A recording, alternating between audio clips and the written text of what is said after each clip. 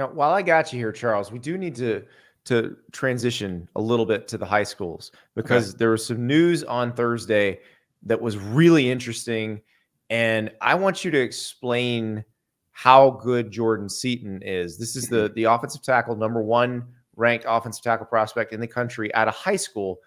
He committed to Colorado, and clearly this has been in the works for a while. He went on undisputed with Skip Bayless to talk about going to play for Coach Prime in Colorado. But what is Colorado getting in Jordan Seaton? I mean, I think he's a day one starter at Colorado. And when you look at the offensive tackles in the 2024 cycle, I think he's pretty clearly the most ready to play. The guy with a really high floor. He's very technical. He's played a high level of football, really dating back to his sophomore season in high school. He's faced a lot of top pass rushers. The DC area and then went to IMG Academy in Florida, right? Yeah, he's playing really high level at St. John's in DC, transferred to IMG for his senior year. I saw him in person here in Nashville playing in Lipscomb Academy, and he was fantastic. I think he's very balanced. He plays under control. He has a good pass set. He kind of has all the physical markers like 34-plus-inch arms, kind of a bull in the run game. He has a great grip strength. Once he latches on defenders, he kind of does what he wants with them. And just really good vision. Like, I think when you look at these top offensive tackles in high school, sometimes like they can miss a free runner, miss a blitzer. He like knows exactly what's going on. So he's playing at a really high level. And also he's kind of undergone a physical transformation. I think he was probably 350, 360, cut a ton of weight, and he's moving really well.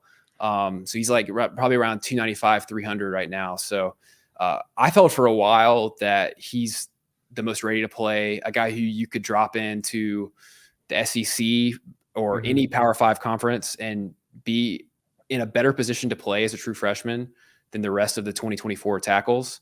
So I think when you project him to Colorado, I would expect nothing less than to start their first game. How does he compare to, say, Caden Proctor, who was the number one offensive tackle recruit last year, who is Alabama's starting left tackle now? I think he's more refined in pass pro than Caden Proctor. And I think we saw that this year. Caden Proctor is a great example. There's probably were, I want to say, 5 to 10 true freshman offensive tackles who played the majority of the season in Power 5. At least I would say close to 10. And we saw a lot of those guys struggle. Now, Caden Proctor is a great example where kind of struggled in pass pro at the beginning, middle of the year, and really played his best game of the year in the SEC title game. I don't think he gave up, maybe didn't give up a pressure. I know he didn't give up a sack. So it is a really developmental position.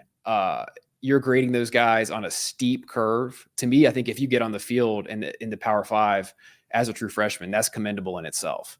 But to play at high levels, another thing. But I think Jordan Seaton, given how technical he is, you could drop him in there, and I could see him playing fairly well if he is kind of coached well, put in good positions. Offensive line, there's a lot of chemistry involved. Yep. But I think he has the technical skill set to come in and play and maybe play well. And now to go back to the transfer portal piece of our conversation, that's not a person you can find in the portal, right? That it feels like there just aren't those kinds of offensive tackles ever in the portal. Yeah, especially in like a multi-year capacity, right? So, and I think too, like there's another true freshman All-American offensive lineman in the portal, Chase Basantis, who kind of similar to Caden Proctor was playing right tackle at Texas A&M out of position. I think we view him as more of an interior type. And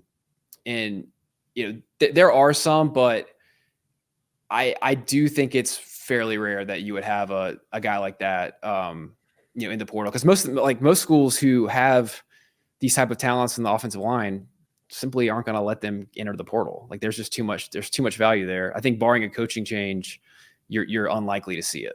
So congratulations to the Buffaloes, because that's what you needed. You need guys who could block. Yeah. This one can. So. And when Deion was saying he was going to find linemen, like I think we all thought he was going to go to the portal, not high school. But I think Seaton is the guy who has skill level or like the technical skill level of maybe a sophomore type. I expect him to come in and play. Yeah, and in the Big 12, which is not like Caden Proctor got thrown into the SEC. Mm-hmm. The Big 12 is not easy. There are going to be some monsters that he's got to play against, but I don't know that the learning curve is as steep as it was for Proctor this year. Yeah. So that is a huge get for Colorado. Charles, thank you so much, and we will be in touch quite a bit over the next few weeks. Sounds good. Thank you so much for watching. Just a reminder, subscribe to this channel right here so you never miss an episode of Andy Staples on 3. And oh, by the way, watch all the other great videos on the On3 Sports YouTube channel.